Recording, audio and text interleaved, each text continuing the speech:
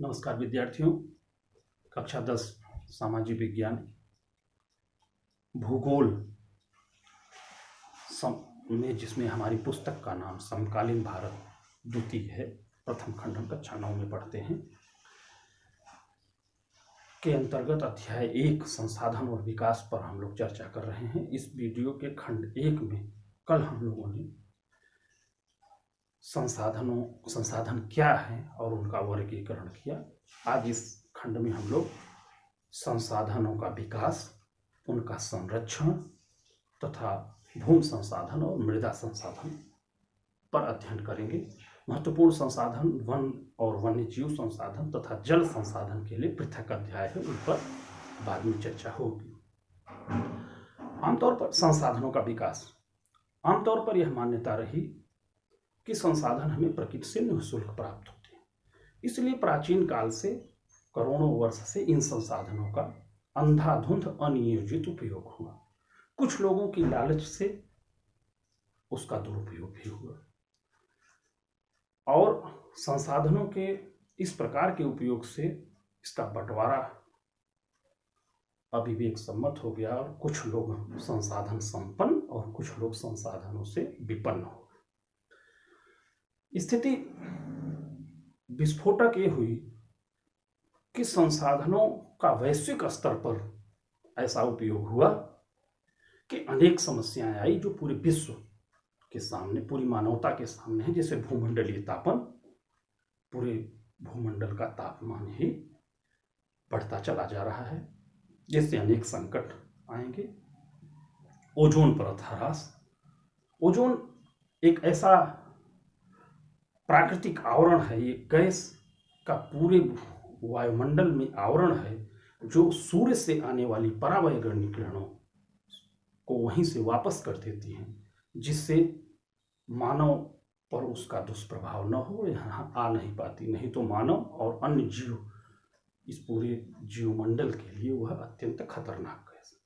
किंतु हमने इस प्रकार की गैसों का उत्सर्जन किया कि ओजोन परत में ह्रास होने लगा।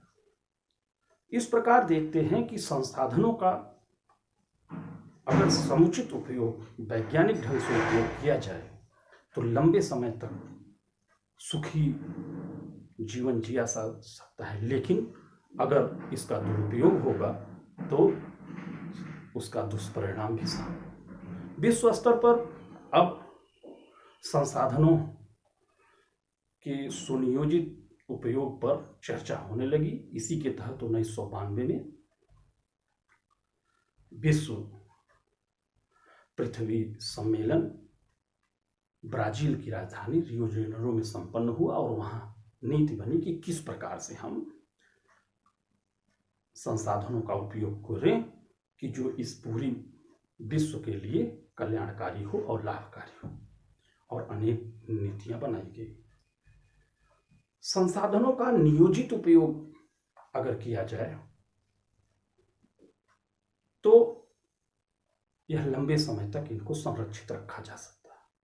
वास्तव में संसाधन सीमित हैं, हमारी आवश्यकताएं असीमित हैं, किंतु इनके नियोजित ढंग से, और एक दूसरा नियोजन ये भी है, किसी क्षेत्र में कोई संसाधन, किसी क्षेत्र में कोई संसाधन पाया जाए। आवश्यकता हर क्षेत्र को सब संसाधनों की है। भारत में छत्तीसगढ़, मध्य प्रदेश, उड़ीसा, झारखंड आदि इलाकों में खनिज संसाधनों की प्रचुरता है तथा इसी प्रकार अरुणाचल में जल संसाधन की प्रचुरता है, राजस्थान में पवन और सौर ऊर्जा संसाधन की प्रचुरता है, लेकिन इनका उस तरीके से उपयोग नहीं हो पा रहा है जितना संसाधन। इसके लिए इन संसाधनों को नियोजन, इनको सूचीबद्ध करना और प्रौद्योगिकी विकसित करके इनका अधिकतम उपयोग करना आवश्यक है। इस संबंध में महात्मा गांधी का एक कथन अत्यंत उपयोगी है कि हमारे पास जो संसाधन है वो सबका पेट भरने के लिए तो पर्याप्त है, लेकिन किसी की लालच पूर्ति के लिए पर्याप्त नहीं है। जिसको सरल शब्दों में ये कह सकते हैं कि इससे पेट तो भरा जा सकता है, लेकिन पेटी नहीं भरी जा सकती। संसाधनों के नियोजित उपयोग के लिए स्वतंत्रता के बाद से ही प्रथम पंचवर्षीय योजना से ही भारत में नीति बनने लगी और कार्य हो रहा है। हम देखते हैं कि हमारे देश में 52 में ही वन नीति बन गई। राष्ट्रीय वन आयोग के हिसाब से 30% वन हमारे लिए आवश्यक है, जबकि अभी 20% के आसपास ही वन क्षेत्र है। इसका विकास किया जाना आवश्यक है। पूरा उपनिवेश काल में संसाधनों का इस प्रकार से दोहन हुआ। उपनिवेश काल मतलब ब्रिटिश शासन काल में, जब हम उनके अधीन थे, तो उन्होंने संसाधनों का ऐसा उपयोग दोहन किया, उसका उपयोग किया जिससे वो उपयोग क्या उसका दोहन किया जिससे वो समाप्त हो, उन पर नुकसान। लेकिन आज़ादी के बाद नियोजित ढंग से संसाधनों के उपयोग पर नींव बनी। अब हम आते हैं प्रमुख संसाधन, भूमि संसाधन पर। भूमि एक सबसे प्रमुख संसाधन। सारी गतिविधियां, रहना, उद्योग, चलना, परिवहन सब भूमि पर ही है। भूमि सबसे बहुमूल्य, सबसे आवश्यक और प्राथमिक संसाधन। भारत में कुल भूमि का 43% मैदान, 30% पर्वत और 27% पठार। मैदान जहां हमारे कृषि और रहने के लिए आवश्यक हैं, पर्वत पर्यावरण संरक्षण तथा पर्यटन के लिए बहुमूल्य हैं, और पठारी क्षेत्र खनिज संसाधनों की प्रचुरता से भरा पड़ा। इस प्रकार भूमि संसाधनों का उपयोग इस प्रकार किया जाए कि इसका लंबे समय तक उपयोग होता रहे। हमारे जो कुल उपलब्ध भूमि है उसका 93% हिस्से पर ही सर्वेक्षण हो पाया है कि कैसा उपयोग हो रहा है, क्योंकि जम्मू कश्मीर का कुछ हिस्सा जो चीन और पाकिस्तान के पास है तथा असम के कुछ हिस्से पर सर्वेक्षण नहीं हो पाया। इस सर्वेक्षण में पाया गया कि जो कृषि योग्य भूमि है उसका 54% उपयोग हो रहा है। इसी सर्वेक्षण में यह बात भी सामने आई कि वन के लिए हमें 30% आवश्यक है। कुल भू क्षेत्र का 30% वन होना चाहिए, लेकिन अभी 20%, 21% वन ही है। भूमि संसाधन के विकास और इनका उपयोग इस प्रकार हो, भूमि को हम बना नहीं सकते लेकिन इनका क्षरण न हो। हमारी गतिविधियों से क्षरण भी हुआ, जिसे भूमि निम्नीकरण के नाम से जानते हैं। अयस्कों खनिज को जमीन से निकालने से क्षरण हुआ, कुछ प्रांतों में चराई से क्षरण निम्नीकरण हुआ, और कुछ इलाकों में कृषि, पंजाब और हरियाणा में कृषि की सिंचाई में भी भूमि का निम्नीकरण हुआ। मृदा संसाधन, भूमि का ऊपरी जो परत है वो मृदा है, जो अत्यंत उपयोगी है, जिससे हम कृषि करते हैं, रहते हैं। इसके निर्माण में लंबा समय लगता है। मृदा को, भारत में पाई जाने वाली मृदा को मुख्य रूप से 5-6 भागों में बांटा जा सकता है। पहला, जलोढ़ मिट्टी। जलोढ़ मिट्टी का तात्पर्य नदियों के जल से लाई हुई शब्द से ही स्पष्ट है। मिट्टी जैसे गंगा, यमुना और ब्रह्मपुत्र आदि नदियों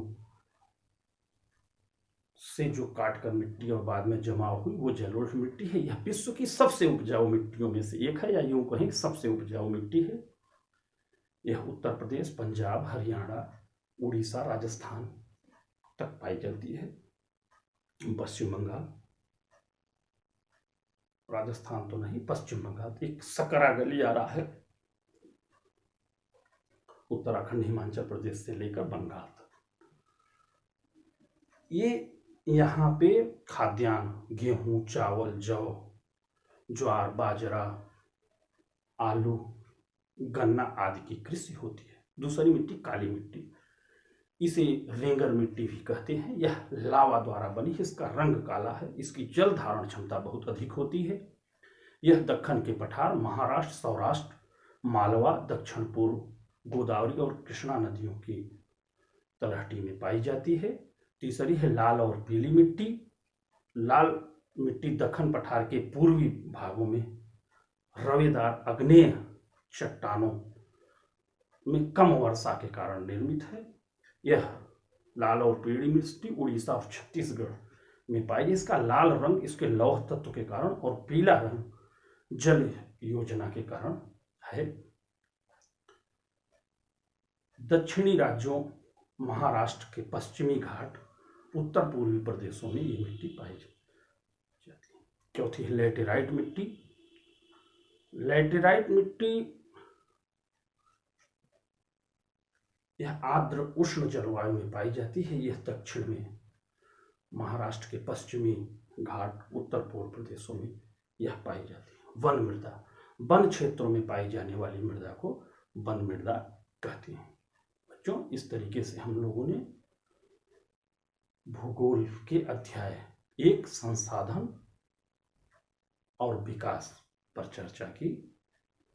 ऐसा मुझे प्रतीत होता है कि इससे आप लोग जरूर लाभान्वित होंगे। नमस्कार।